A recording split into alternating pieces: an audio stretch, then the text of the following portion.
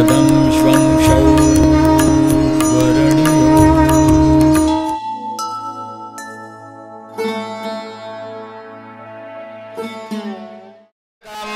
यद् वैष्णवानां दनां यस्मिन् परमहंसमेव ममलां ज्ञानं परं गीयते यत्रैकज्ञानविरागभक्तिसहितं नैष्कर्म्यमाविष्कृतं तच्छृण्वन् प्रपठन् विचारणपरो भक्त्या विमोचेन्नरः। श्री प्राणपुरुषोत्तमानमा ध्यानान्ते पुष्पं समर्पयामि।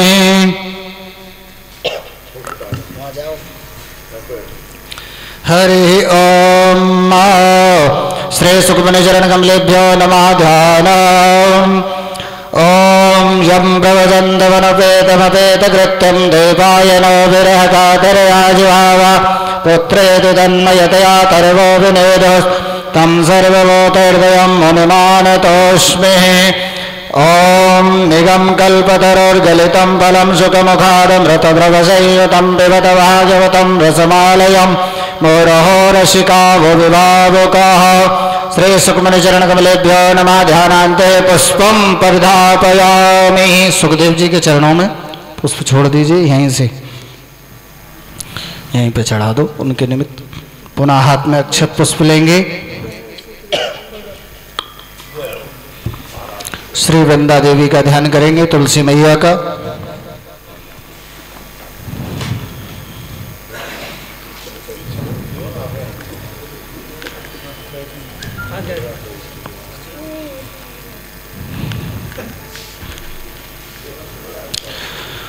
हरि ओम। मायदं विष्णुर्विचक्रमे त्रेदानि ददे पदाम्मा समूढस्य पागुं सुरेश स्वाहा। श्री वृंदा देव्यै नमः। ध्यानान्ते पुष्पं समर्पयामि। तुलसी मैया के लिए छोड़ देंगे अक्षत पुष्प। हरि ओम। प्रपितामहेभ्यः सदाभ्यः नमः। ओम प्रेता जयता नरेन्द्रो वः शर्म गच्छतो शर्म गच्छतो। श्री पितृनारायणाय नमः। ध्यानान्ते आवाहनान्ते आसनान्ते पुष्पं परिधापयामि। छोड़ दीजिए वहाँ बांस के ऊपर, यहीं से पितरों के निमित्त वहीं पे जाओ आप, ऐसे वहीं पे छोड़ दो। मालत्यादीनि वै प्रभो मया तानि पुष्पाणि पुष्पोऽहं प्रतिगृह्यताम्। पुष्पमाल्यान्ते दुर्वाङ्कुरान् समर्पयामि। बिल्वपत्रं समर्पयामि। अभिर्गुलालं समर्पयामि। सुगन्धद्रव्यं समर्पयामि। धूपदीपं दर्शयामि। अमृतनैवेद्यं समर्पयामि। दक्षिणा द्रव्यं दक्षिणा चढ़ा दीजिए भागवत जी को। हरि ओम। ओम हिरण्यगर्भः संवर्तताग्रे बोधस्य जातः पतिरेक आसीत् सदाधारं नृतिं ध्यावन्ते मां कस्मै देवाः हविका विधेम। श्री प्राण पुरुषोत्तमानो दक्षिणा द्रव्यं समर्पयामि। प्रार्थना पुष्प तोड़ लो थोड़ी सी।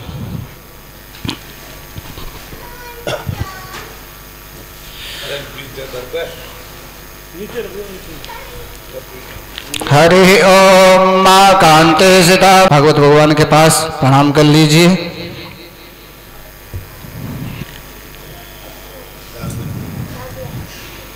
व्यास भगवान का पूजन करिए। हरि ओम। नारायणं नमस्कृत्यं नरं चैव नरोत्तमं देवीं सरस्वतीं व्यासं ततो जयमुदीरयेत्। हाथ लगा लिया करो आप भैया जी के हाथ से। हाँ आप ना और माला है ना, सफेद वाली माला ये रखी, सफेद वाला हाथ।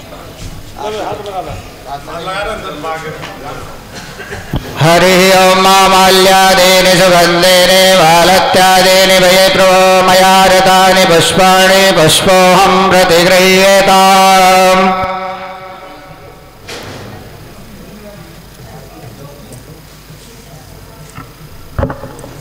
नारायणाय नमः।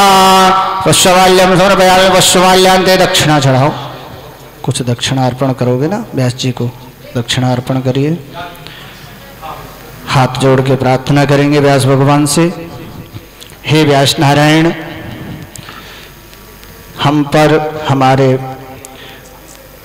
बाल गोपालों पर, हमारे परिवार पर व्यास भगवान की दृष्टि धत्ते प्रचोदयात् हरि ओम् नारायणाय विद्महे वासुदेवाय धीमहि तन्नो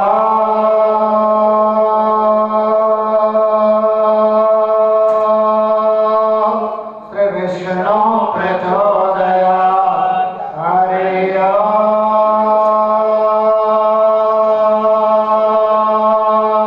महालक्ष्म्यै च विद्महे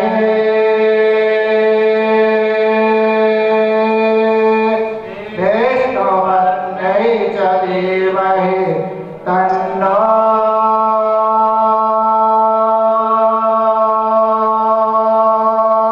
श्रीलक्ष्मी प्रचोदयात् हरि ओम् अंजनी नंदनाय विद्महे वायुपुत्राय धीमहि तन्नो श्री हनुमत् प्रचोदयात् नानासुगन्धपुष्पाणि यथा कालोद्भवानि च पुष्पाञ्जलिर्मया दत्ता ग्रहाणां परमेश्वर ये मंत्र पुष्पाञ्जलिं समर्पयामि श्री पुरुषोत्तमाय नमः। बोले भागवत भगवान की भोज व्यास जी महाराज की श्री सुखदेव जी महाराज की श्री परीक्षित जी महाराज की श्री हनुमान जी महाराज की श्री राधा रानी की जय जय श्री राधे जय जय श्री राधे जय जय श्री राधे।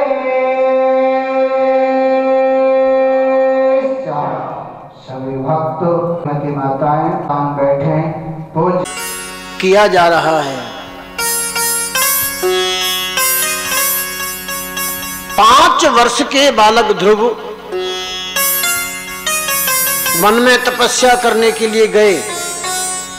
मार्ग में नारद जी आए। नारद जी ने गुरु मंत्र दिया और बताया, बेटा जाओ जमुना किनारे किनारे चले जाओ, वृंदावन के पास एक मधुबन नामक वन है, उसमें जाकर के तपस्या करो, तुम्हारी तपस्या सफल होगी।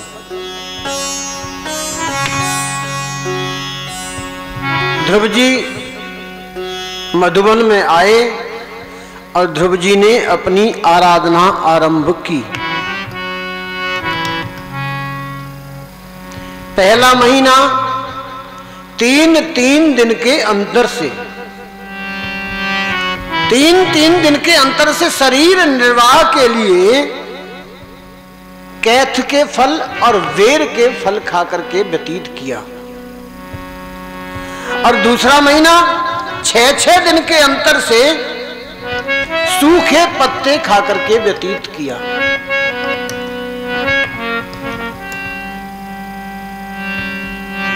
तीसरा महीना 9-9 दिन के अंतर से जल पी करके व्यतीत किया।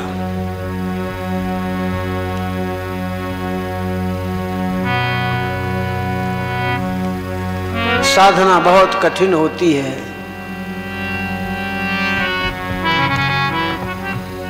लोग कहते हैं भजन नहीं होता। भजन क्यों नहीं होता? क्योंकि भोजन बिगड़ गया है, इसलिए भजन नहीं होता। भोजन सुधरेगा तो भजन भी होने लगेगा। चौथा महीना श्वास वायु को जीत लिया चौथे महीने में, और 12 दिन के अंतर से केवल वायु पी करके ध्यान योग के द्वारा भगवान नारायण की आराधना आरंभ की। और 5वें महीने में एक पैर से खड़े हो गए। एक पैर से खड़े होकर के वायु को ब्रह्मरंध्र में पहुंचाया और ब्रह्मरंध्र में पहुंचा करके अपनी सांस को रोक लिया। ध्रुव की सांस जब रुकी तो सभी देवी देवता सबकी सांस रुक गई। सबकी सांस रुकी तो देवी देवता सब भगवान नारायण के पास में पहुंचे। प्रभु, हम सबकी सांस रुक गई है। भगवान ने कहा, तुम चिंता मत करो। मेरा एक शिशु भक्त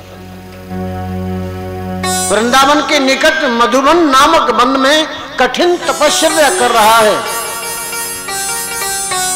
मैं उसे दर्शन देने के लिए जाऊंगा। उस शिशु को इस दुष्कर तप से निवृत्त करके आऊंगा, तब तुम लोगों की सांस चलनी प्रारंभ होगी। गरुड़ पर सवार होकर के भगवान मधुबन में पधारे हैं। बोलिए नारायण भगवान की जय। ध्रुव जी के नेत्र बंद हैं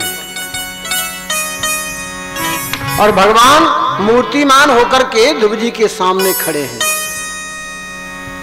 भगवान ने आवाज लगाई, बेटा ध्रुव, अपने नेत्र खोलो, अपने नेत्र खोलो। लेकिन ध्रुव जी के नेत्र बंद हैं, अपने अंतर हृदय में भगवान की झांकी का दर्शन कर रहे हैं। भगवान ने मन में विचार किया और उस अंतर हृदय की जो झांकी का दर्शन कर रहे थे ध्रुव जी, उस झांकी को हटाया। और जैसे ही झांकी हटी, दूर हुई, तो ध्रुव जी ने झटपटाकर नेत्र खोले। नेत्र खोले तो सामने देखा, हृदय स्थित जिस झांकी का दर्शन हो रहा था वही झांकी सामने खड़ी है। बोलिए नारायण भगवान की जय। भगवान सामने खड़े हैं, ध्रुव जी की सांस चलने लगी तो सभी देवी देवताओं की भी सांस चलने लगी।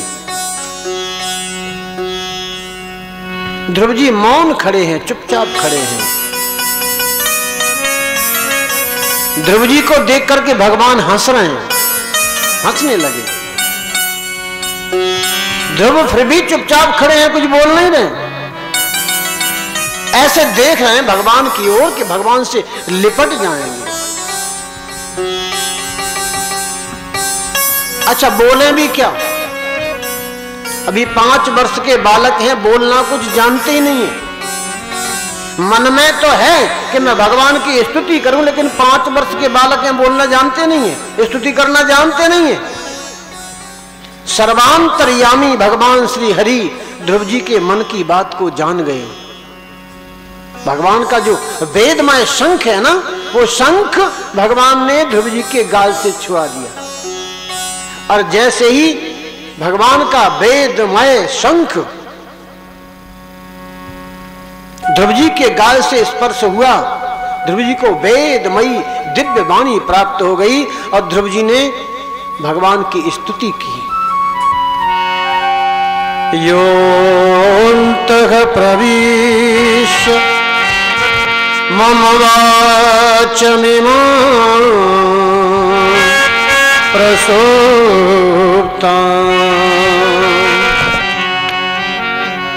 संजीवयत्य खिलशक्तिधरः स्वधाम्ना।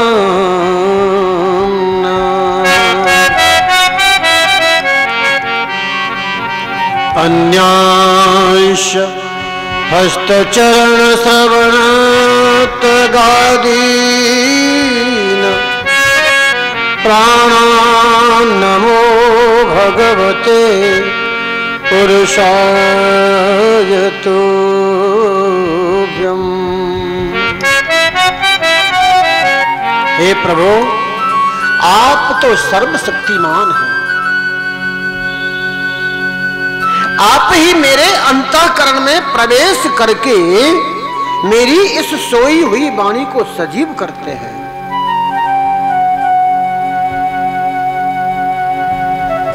तथा हाथ, पैर, नाक, कान, अन्यान्य जितनी भी इंद्रियां हैं,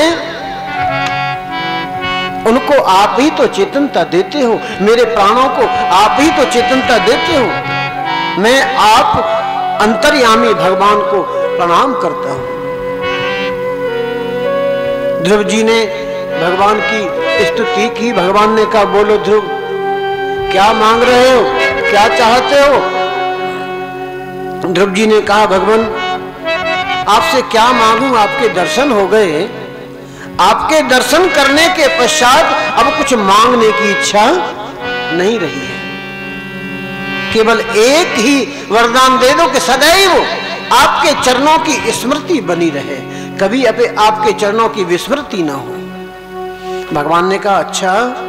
घर से जब चले थे तो मन में ये सोच करके चले थे कि सुरुचि माता ने जो शब्द कहे हैं उन शब्दों का बदला लूंगा, और अब कह रहे हो कि मुझे कुछ नहीं चाहिए। हमारा दर्शन कभी निष्फल नहीं होता है, हम तुम्हें वरदान देते हैं, जाओ अपने राज्य में लौट करके जाओ और 36,000 वर्ष तक तुम राज्य करोगे।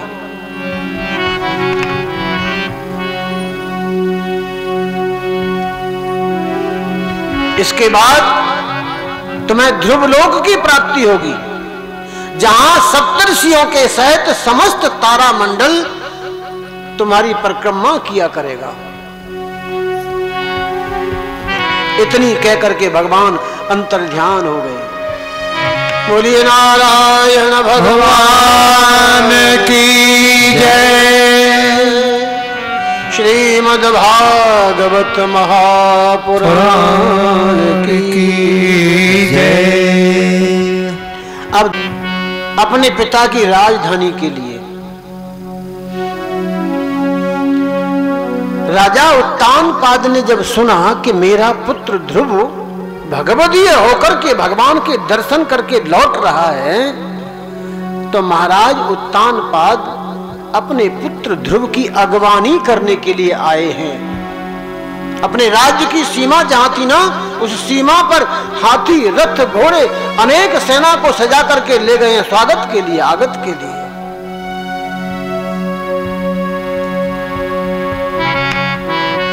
देखिए क्या अद्भुत लीला है भगवान की। उस दिन बालक ध्रुव अपने पिता की गोद में बैठना चाहते थे। पत्नी सुरुचि के भय से महाराज उत्तानपाद बालक ध्रुव को गोद में नहीं ले पाए, सिंहासन पर नहीं बिठा पाए। और आज वही ध्रुव है, वही उत्तानपाद है, आज क्यों जा रहे हैं स्वागत करने के लिए? क्योंकि आज ध्रुव जी पर भगवान की कृपा हो गई है, और भगवान जिसके पक्ष में हो जाते हैं ना, ये सारा संसार उसके पक्ष में हो जाता है। जा पर कृपा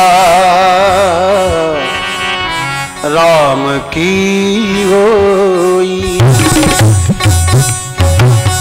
जा पर कृपा राम की होई, जा पर कृपा राम की होई, जा पर कृपा राम की होई।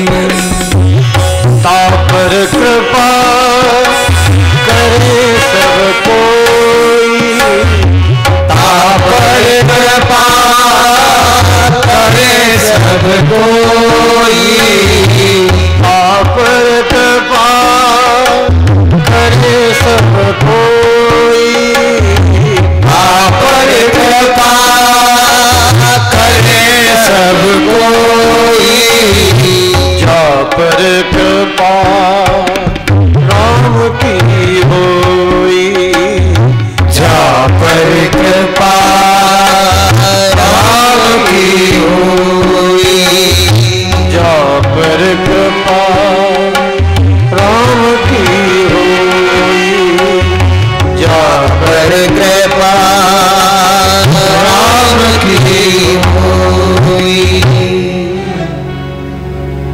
महाराज उत्तानपाद ने बालक ध्रुव को अपनी गोद में उठा लिया। रथ पर बिठाया, अपने नगर में लेकर के आए। और आज ध्रुव जी पहले अपनी मां के पास नहीं गए, जो सौतेली मां है सुरुचि, उनके पास पहुंचे हैं। माता सुरुचि के नेत्रों में आंसू हैं कि मैंने इस बालक को कितने कड़वे कड़वे शब्द बोले थे, और ये बालक आज भगवदी होकर के, भगवान के दर्शन करके, इसको कोई मान नहीं हुआ, कोई अभिमान नहीं हुआ, ये सबसे पहले मेरे पास में आया है। तो सुरुचि मां लज्जित हो रही है। ध्रुव जी ने कहा, मां आपने ही तो मुझे मार्ग दिखाया था, आपने ही तो मुझे राह बताई थी भगवान के दर्शन करने की। आप अपने मन में प्रसन्न हुई है, मैं आपका पुत्र, मैं आपका बेटा भगवान के दर्शन करके लौटा हूं।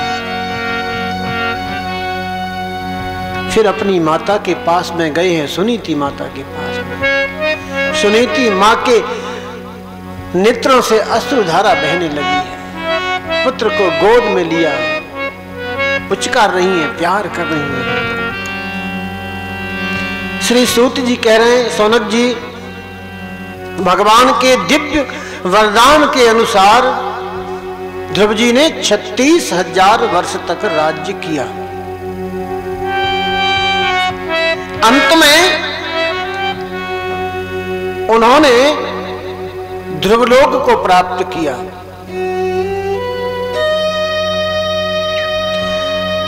प्रिय भक्तजनों, चाहे कोई संत हो, ऋषि हो, मुनि हो, योगी हो, तपस्वी हो, इस संसार से जब जाता है तो उसके सामने मृत्यु देवी आती हैं उसका स्वागत करने के लिए। ध्रुव जी का अंत समय जब आया है तो विमान आया उनको लेने के लिए। भगवान के पार्षद उस विमान में हैं। भगवान के पार्षदों ने कहा, आइए इस विमान में विराजमान होइए। ध्रुव जी उस विमान में विराजमान होना चाहते हैं। आ गई एक देवी जिनका नाम है मृत्यु देवी। उन देवी ने कहा कि पहले मुझे स्वीकार करो, इसके पश्चात आप विमान में सवार होना। ध्रुव जी ने भगवान के पार्षदों की ओर देखा। भगवान के पार्षदों ने कहा, हाँ ये देवी ठीक कह रही हैं, इस लोक से बिना मरे हुए तो कोई जाता ही नहीं है। इन देवी से कहो कि ये अपना सिर नीचा करें, आप इनके सिर पर पैर रख करके विमान में चढ़ जाओ। यही हुआ और ध्रुव जी ने अपने लोक की यात्रा की, ध्रुव लोक की यात्रा की। बोलिए नारायण भगवान की जय।